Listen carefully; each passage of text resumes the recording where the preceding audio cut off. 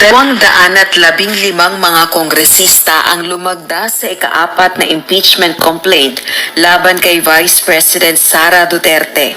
Nangyari ito sa huling araw ng sesyon sa plenaryo ng Kamara bago ang nakatakdang break ng Kongreso sa February 8 para sa paparating na midterm elections. Una sa mga pumirma si Presidential Son at House Senior Deputy Majority Leader Ilocos Norte 1st District Representative Sandro Marcos.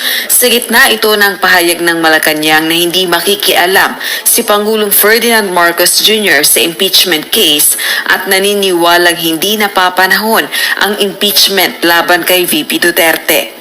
Bukod kay Congressman Marcos, una rin sa mga lumagda ang iba pang House leaders na sina House Senior Deputy Speaker Aurelio Gonzales, Deputy Speaker J.J. Suarez at Majority Floor Leader Manix Dalipe.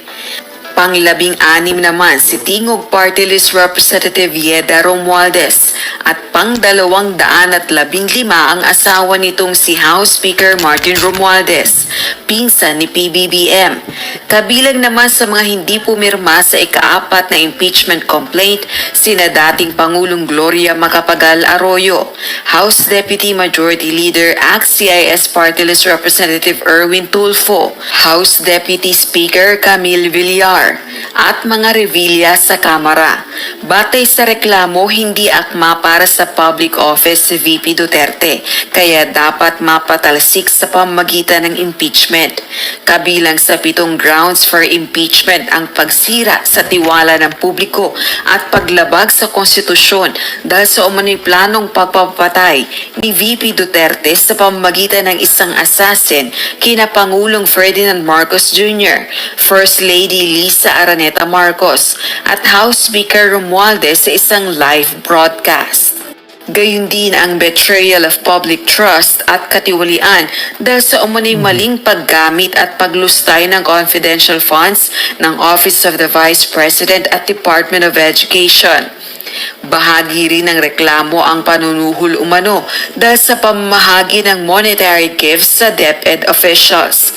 Gayun din ang umano'y hindi maipaliwanag na yaman at pagpalyang i-disclose ang lahat ng ari-arian nito sa Statement of Assets and Net Worth o SALN.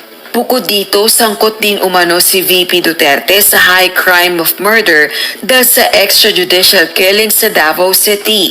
Kabilang din umano ang Vice Presidente sa nagsusulong ng destabilisasyon.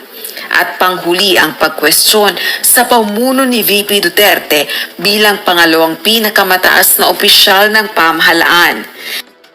Matatag itong complaint na ito dahil 250 members mismo ang pumirma sa impeachment complaint na ito.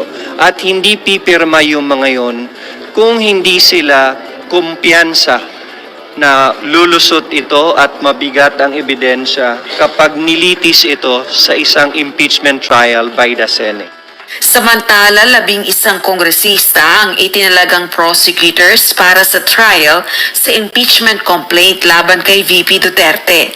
Partikular na sina Batangas 2nd District Representative Jervy Luistro, Antipolo 2nd District Representative Romeo Acop, One Rider Party List Representative Rose Gutierrez, Manila 3rd District Representative Joel Chua, Ako Bicol Party List Representative Jill Bongalon, General Santos City Representative Loreto Atcharon, 4Ps Party List Representative Marcelino Libanan, Oriental Mindoro 1st District Representative Arnan Panaligan, San Juan City Representative Isabel Maria Zamora, Iloilo 3rd District Representative Lawrence Defensor at Bukidnon 2nd District Representative Jonathan Kit Flores.